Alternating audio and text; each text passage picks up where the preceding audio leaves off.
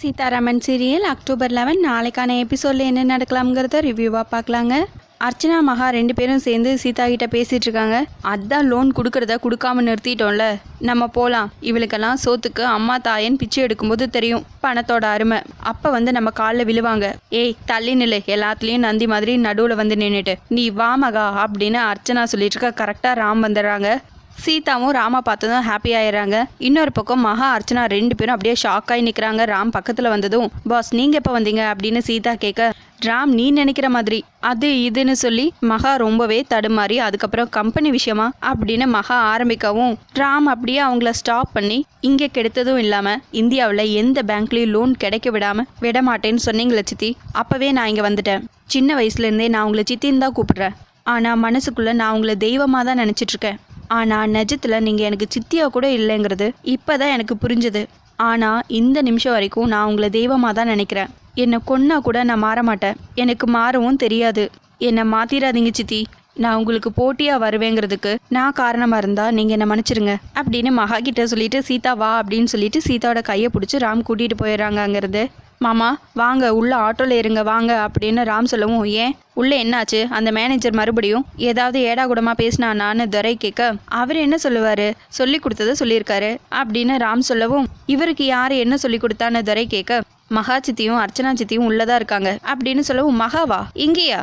அப்போது manager loan கொடுக்க முடியாதுன்னு சொன்னது அப்படின்னு துரை கேட்க, அவங்க தான் தடுத்திருக்காங்கங்கிறாங்க ராம். இவங்கள இப்படியே சும்மா விட்டால் சரியாக வராது, இங்கேயே ரெண்டில் ஒன்று பார்த்துட்றேன் அப்படின்னு சொல்லிட்டு துரை கிளம்பவும், அங்கிள் விடுங்க அப்படின்னு சீதா சொல்ல, இல்லை சீதா இது எப்படியே விடக்கூடாது அப்படின்னு துரை சொல்ல, அங்கிள் இப்போ நீங்கள் அங்கே போய் என்ன பண்ண போகிறீங்க? அவங்கள திருத்த போகிறீங்களா? திருத்த முடியுமா? அவங்க இப்படி தான் அங்கிள், மாற மாட்டாங்க. அங்கிள் நீங்கள் வாங்க அங்கிள், பாஸ் கூட்டிகிட்டு வாங்க அப்படின்னு சொல்லிட்டு சீதா ஆட்டோவில் ஏற போயிடுறாங்க. அதுக்கப்புறம் 3 பேரும் வீட்டுக்கு போயிடுறாங்க. ராம் ரொம்பவே அப்செட்டாக இருக்காங்க. பாஸ் இங்கே பாருங்க, என்ன பாஸ் இது சின்ன புள்ள மாதிரி, கண்ணை தொடச்சிக்கோங்க அப்படின்னு சீதா சொல்லவும், ராம் உலகத்தில் இந்த ஒரு பேங்க் தான் இருக்கா, வேற பேங்க்ல லோன் கேட்கலாம், எல்லா மேனேஜரையும் மகா மிரட்டுவாளா என்ன அப்படின்னு துரை கேட்க, தாடி அங்கிள் நாங்கள் பிஸ்னஸ் பண்ணல, எங்களுக்கு பிஸ்னஸ் வேண்டாம், பிஸ்னஸ் பண்ணி நாங்கள் கோடி கோடியாக சம்பாரிச்சு என்ன பண்ண போகிறோம் அப்படின்னு சீதா கேட்க, சீதா நீ கோவத்தில் பேசுகிற, ராம் MBA வரைக்கும் படிச்சிருக்கான். மகாலட்சுமி கம்பெனியோட வளர்ச்சியில் ராமுக்கும் பங்கு இருக்குது. ராம் நிறைய உழைச்சிருக்கான், அவனால் முடியும் சீதா. ராம் ஜெயிப்பாங்கிறாங்க துரை. வேணாம் அங்கிள், பாஸ் ஆசைப்பட்டா படித்த படிப்புக்கு வேலைக்கு போட்டோம், பிஸ்னஸ் வேண்டாம். நாங்கள் மகாலட்சுமிக்கு போட்டி இல்லை, போட்டி போடவும் விருப்பம் இல்லை. நான் பாஸ் 2 பேர் தானே, நாங்கள் இப்படியே இருந்துக்கிறோம், எங்களுக்கு எதுவுமே வேணாம், எங்களை நிம்மதியாக விட்டாலே போதுங்கிறாங்க சீதா. இல்லை சீதா, மகா முன்னாடி ராம் ஜெயிச்சு காட்டணும், ராம் ஜெயிப்பான், எனக்கு நம்பிக்கை இருக்குது, ராம் மகாவை ஜெயிப்பான் அப்படின்னு துரை சொல்லிட்டு இருக்க, அவங்களுக்கு நாங்கள் போட்டியா? நாங்கள் ஏன் அவங்க கூட போட்டி போடணும்? போட்டியில் கூட அவங்க சம்மந்தம் எங்களுக்கு வேணாம் அங்கிள், நாங்கள் ஒதுக்கியே போயிடுறோங்கிறாங்க சீதா. சீதா ராம் திறமசாலின்னு துரை சொல்ல, மாமா சீதா சொல்கிறது தான் சரி, எங்களுக்கு அவங்க சவகாசமே வேணாம், எதுவுமே வேணாம், நாங்கள் நிம்மதியாக இருந்தாவே போதுங்கிறாங்க ராம். நான் வளரக்கூடாதுன்னு தானே இப்படி பண்ணுறாங்க.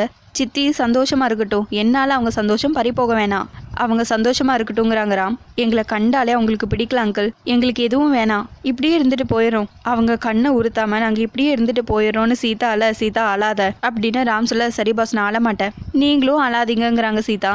அதுக்கப்புறம் மகா அர்ச்சனா 2 பேரும் சேர்ந்து அவங்க வீட்டுக்கு வந்துடுறாங்க. வெளியே நின்று 2 பேரும் பேசிக்கிறாங்க.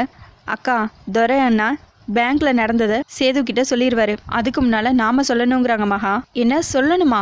லோன் கொடுக்க விடாம பண்ணிட்டோன்னு சொன்னா சேது ரொம்ப கோவப்படுவாரே, கொஞ்ச நாளா ராம் மேல அவர் பாசத்தை பொழிறாளே மகா அப்படின்னு அர்ச்சனா சொல்லிட்டு இருக்க. இதுக்கு தான் நடந்த மாதிரியே சொல்லணும், ஆனா நடந்ததை சொல்லக்கூடாது, அப்படி இப்படின்னு மாத்தி சொல்லணுங்கிறாங்க மகா. உண்மை தெரிஞ்சிருச்சுனா அப்படின்னு அர்ச்சனா கேட்க, தெரியும் போது பார்த்துக்கலாம் வாங்க அப்படின்னு சொல்லிட்டு 2 பேரும் சேர்ந்து அப்படியே உள்ள போறாங்க. அப்ப கரெக்டா சேது சுபாஷ் 2 பேரும் ஹாலில் உட்காந்துட்டு இருக்காங்க. ஆமா 2 பேரும் எங்க போனீங்க அப்படின்னு சேது கேட்க, அர்ச்சனா மகா 2 பேரும் திருன்னு முழிக்க ஆரம்பிச்சிட்டாங்க. எங்க போயிட்டு வரீங்கன்னு தானே கேட்டேன், அதுக்கு எதுக்கு இப்படி அமைதியா இருக்கீங்க அப்படின்னு சேது கேட்க, உங்ககிட்ட சொல்லாம போனது தப்புதான், பெரிய தப்பாயிடுச்சு அப்படின்னு மகா சொல்ல, ஆமாமா தப்பாயிடுச்சுங்கிறாங்க அர்ச்சனாவும். என்ன தப்பாயிடுச்சு, எங்க போயிட்டு வரீங்க இப்போன்னு சேது கேட்க, எங்கன்னு மகா தான் சொல்லணும் அப்படின்னு அர்ச்சனா சொல்ல, ஏன் நீ சொல்ல மாட்டியா அப்படின்னு சேது கேட்க, நான் எப்படி சொல்லுவேன் மகா, நீயே சொல்லிடுறேன் அதான் நல்லது அப்படின்னு அர்ச்சனா சொல்ல, இங்க பாருங்க ராம் பிஸ்னஸ் பண்றதுக்கு பேங்க்ல லோன் கேட்டதாகவும், அதுக்கு நம்ம வீட்டுல இருந்து யாராவது பேங்க்ல ஷூரிட்டி கையெழுத்து போடணும்னு மேனேஜர் ஃபோன் பண்ணி கேட்டாரு. நம்பராம் தானே, தனியாக இதை பண்ணட்டும், சந்தோஷமாக இருக்கட்டும்னு நானும் அக்காவும் கையெழுத்து போட போனோம் அப்படின்னு மகா சொல்லிட்டு இருக்கு. ஆமாம்மா, கையெழுத்து போட தான் போனோம். மகா நீ மேலே சொல்லுங்கிறாங்க அர்ச்சனா. ஆனால் கையெழுத்து போடல அப்படின்னு மகா சொல்ல, ஏன் கையெழுத்து போடல? அதுக்காக ராம் கோச்சுக்கு போகிறான் அப்படின்னு சேது சொல்ல, இங்கே பாருங்க, நாங்கள் போடலன்னால இல்லை, எங்களை அந்த சீதா கையெழுத்து போட விடலை. இவங்க கையெழுத்து போட்டு நமக்கு இந்த லோன் வேண்டான்னு சீதா சொல்லிட்டா அப்படின்னு மகா சொல்ல, ஆமாமா சீதா அப்படித்தான் சொன்னாங்கிறாங்க அர்ச்சனாவும். சீதா சொன்னது கேட்டு ராமும் உடனே வேணான்னு சொல்லிட்டான். நான் எவ்வளோ பேசி பார்த்தேன், ஆனால் ராம் கேட்கவே இல்லையே அப்படின்னு மகா சொல்ல, ராம் எப்படி கேட்பான், சீதா சொன்னாதான் கேட்பான். சீதா என்ன சொன்னாலும் அவன் நம்புறான். ராம் ரொம்ப தப்பா இருக்கானே அப்படின்னு சுபா சொல்ல, ஆமாமா ராம் டோட்டலாக மாறிட்டாங்கிறாங்க அர்ச்சனா. என்ன நீங்கள் 2 பேரும் யோசிச்சுட்டு இருக்கீங்கன்னு மகா கேட்க, கடைசியாக என்னாச்சுங்கிறாங்க சேது.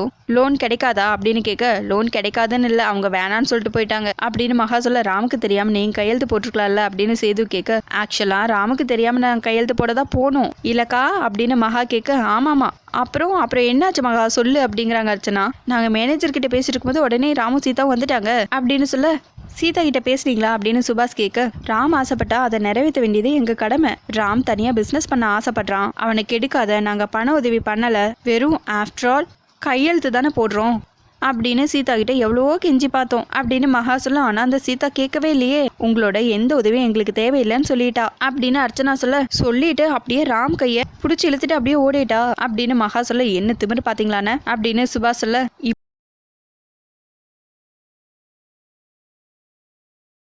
இப்படி ஒரு பொண்ணையா உங்க பையனுக்கு கல்யாணம் பண்ணி வச்சிங்கன்னு அக்கா கிட்ட அந்த மேனேஜர் கேட்டுட்டு இருந்தாரு. அசிங்கமா போச்சு இல்லக்கா அப்படின்னு மகா கேட்க, ஆமாங்கிறாங்க அர்ச்சனாவும். சரி வேண்டானா என்ன பண்ண முடியும், ஒரு நாள் ராமுக்கு உண்மை புரியும், அது வரைக்கும் விட்டு தான் பிடிக்கணும், நீ எதுவும் ஃபீல் பண்ணாதேங்கிறாங்க சேது.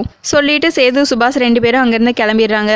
அக்கா ஏன்க்கா இன்னைக்கு இவ்வளோ சொதப்பெல்லாம் நீங்கள் பெர்ஃபார்ம் பண்ணீங்க அப்படின்னு மகா கேட்க, கண்டென்ட்டே என்னன்னு புரியாமல் எப்படி பேசுறது, என்ன மாதிரி பொய் சொல்ல போகிறேன்னு கொஞ்சம் தடுமாறிட்டேன், நீ முன்னாடியே சொல்லியிருந்தீங்கன்னா நான் ஈஸியாக பிக்கப் பண்ணியிருப்பேன் அப்படின்னு சொல்ல, சரி ஓகே பரவாயில்ல, நெக்ஸ்ட் டைம் இந்த மாதிரி தப்பு வராமல் நம்ம 2 பேரும் முன்னவே பேசிக்கலாம் சரியா அப்படின்னு மகா கேட்க, அர்ச்சனாவும் சரிங்கிறாங்க. அடுத்ததா சீதாவோட வீட்டுக்கு அவங்க அப்பா அம்மா 2 பேரும் வீட்டுக்கு வந்திருக்காங்க.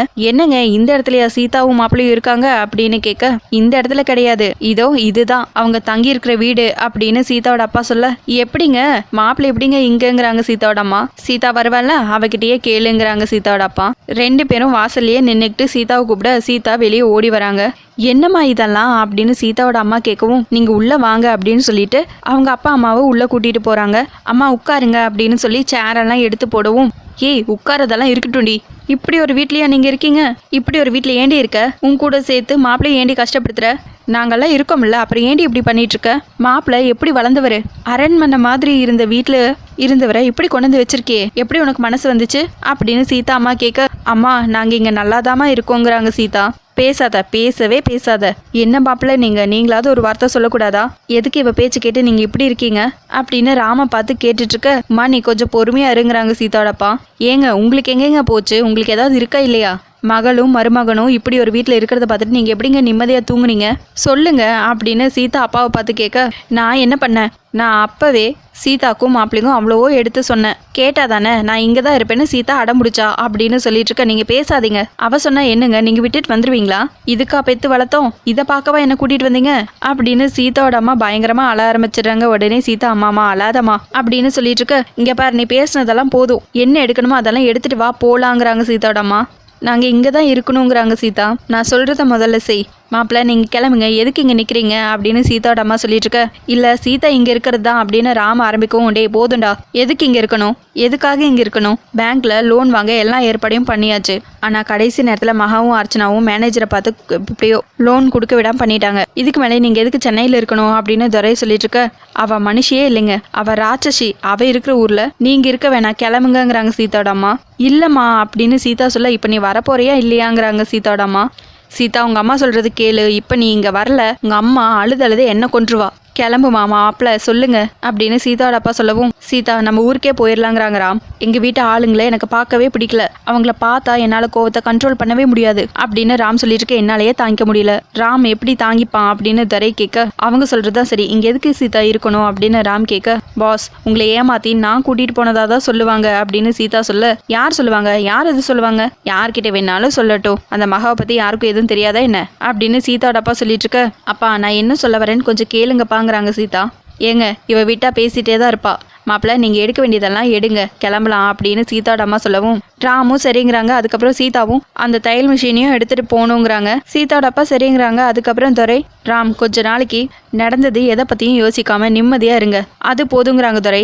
என்ன கொஞ்ச நாளைக்கு, மாப்பிள்ளை எந்த குறையும் இல்லாமல் அங்கே நிம்மதியாக இருக்க போகிறாரு அப்படின்னு சீதா அப்பா சொல்லிட்டு இருக்க, மாப்பிள்ளை நல்ல ஊர், எல்லையை காக்கிற தெய்வம், கள்ளங்கபடம் இல்லாத ஜனங்க, கொஞ்ச நாள் இருந்து பாருங்கங்கிறாங்க சீதாவோட அம்மா. சீதா இப்போ கிளம்ப போறே இல்லையா அப்படின்னு கேட்க, சீதா நீ அம்மா அப்பாவோட கிளம்புமா, ராமா பத்திரமா பார்த்துக்க, உங்களுக்காக தான் நான் எல்லாத்தையுமே தாங்கிக்கிட்டேன், இனிமேல் எனக்கு கவலை இல்லைம்மா, நானும் எங்கள் ஊருக்கே போயிடுறேன். டே ராம் பத்திரமா போயிட்டு வாடா. சார் கொஞ்சம் பத்திரமா பார்த்துக்கங்க சார் அப்படின்னு சீதாவோட அப்பா துரை கண் கலங்கி சொல்கிறாங்க. என்ன சார் அவர் எங்கள் மாப்பிள்ளை, நாங்கள் பார்த்துக்க மாட்டோமா அப்படின்னு சீதாவோட அப்பா சொல்ல, சீதா கிளம்புமா, வீடு காலி பண்ண நான் பசங்களை போய் கூட்டிகிட்டு வரேன் அப்படின்னு சொல்லிட்டு துரை அங்கேருந்து கிளம்பிடுறாங்க. சரிப்பா நான் டிஃபன் ஏதாவது ரெடி பண்ணுறேன் அப்படின்னு சீதா சொல்லவும், அதெல்லாம் ஒன்றும் வேணாமா, இப்போ பேக்கிங் ஆரம்பிப்போம், அதெல்லாம் போகிற வழியில் பார்த்துக்கலாம் அப்படின்னு சீதாவோட அப்பா சொல்லவும் எல்லாரும் பேக் பண்ணுறதுக்கு ரெடி பண்ணிட்டு இருக்காங்க. வீடெல்லாம் காலி பண்ணி முடிச்சதும் சீதா வெளியே வந்து அந்த பாட்டிக்கிட்ட, பாட்டி நீங்கள் போட்டு கொடுத்த ஃபேனு லைட்டு எல்லாமே வீட்டுக்குள்ளேயே தான் இருக்குது அப்படின்னு சீதா சொல்லவும், என்னம்மா அதெல்லாம் போய் சொல்லிக்கிட்டு அப்படின்னு அந்த பாட்டி சொல்லவும், நாங்கள் போயிட்டு வரோம் அப்படின்னு சொல்லவும், ஜாக்கிரதையாக போயிட்டு வா தாயி, நல்லா இருப்ப, நீ ரொம்ப நல்லா இருப்பேன்னு சொல்லி ஆசீர்வாதம் பண்ணுறாங்க சீதாவை. அம்மா இப்போ தான் என் பொண்ணு உங்கள் எல்லார பற்றியும் சொல்லிட்டு இருந்தா, ரொம்ப நல்லா பார்த்துக்கிட்டீங்களாமே, ரொம்ப நன்றிம்மா அப்படின்னு சீதாவோட அம்மா அந்த பாட்டிக்கிட்ட சொல்ல, நன்றியெல்லாம் எதுக்குமா, சீதா என் பேத்தி, அவளை நான் பார்த்துக்காம வேற யார் பார்த்துப்பா அப்படின்னு அந்த பாட்டி சொல்லவும், அம்மா இங்கே வரும்போது நானும் பயந்துக்கிட்டு தான் இருந்தேன், அதுக்கப்புறம் சந்தோஷமாக இருக்கிறதுக்கு இடம் முக்கியம் இல்லை மனசு தான் முக்கியம்னு இங்கே இருக்கிறவங்கள பார்த்து தான் தெரிஞ்சுக்கிட்டேன் அப்படின்னு சீதா சொல்லவும், நல்லா பேசுறடிங்கிறாங்க அவங்க அம்மா. அம்மா அந்த பங்களாவில் இல்லாத சந்தோஷம் இந்த சின்ன வீட்டில் எங்களுக்கு கிடைச்சதுமா அப்படின்னு சீதா சொல்ல, எல்லாரும் ரொம்ப சந்தோஷமாக இருக்காங்க. மகராசி தங்கமான புள்ளம்மா, அது இருக்கிற வீட்டை கோயில் மாதிரி வச்சுக்கும், நல்ல பொண்ணை பெற்று வச்சுருக்கீங்க, நல்லபடியாக வளர்த்துருக்கீங்க, கொஞ்ச நாள் இருந்தாலும் சீதா என்னோட பேத்தி மாதிரி தான் இருந்துச்சு, சீதா நல்லபடியாக அப்பா அம்மா கூட போய் சந்தோஷமாக இருமா, உனக்கு நான் சொன்ன மாதிரி நான் தான் உனக்கு பிரசவம் பார்ப்பேன், இது தலை பிரசவம் இல்லை, நீங்கள் வந்துடணும், இல்லைன்னா நான் பஸ்ஸை பிடிச்சி அங்கே வந்து பார்ப்பேன் அப்படின்னு அந்த பாட்டி சந்தோஷமாக சொல்லிட்டு இருக்க. சரி பாட்டி நாங்கள் போயிட்டு வரோங்கிறாங்க ராம். சரிப்பா நீங்கள் எல்லாரும் ஊருக்கு போனதை எங்களை மறந்துடாதீங்க, எப்போ சென்னைக்கு வந்தாலும் எங்களை வந்து பார்க்கணும் சரியாங்கிறாங்க பாட்டி. கண்டிப்பாங்கிறாங்க ராம். பாட்டி கவலையே படாதீங்க, நாங்கள் எப்போல்லாம் சென்னைக்கு வரோமோ அப்போல்லாம் உங்களை வந்து பார்த்துட்டு போவோம் அப்படின்னு சீதாவோட அப்பா சொல்லிட்டு எல்லாரும் போயிட்டு வரேன்னு சொல்லிட்டு அங்கேருந்து கிளம்புறாங்க.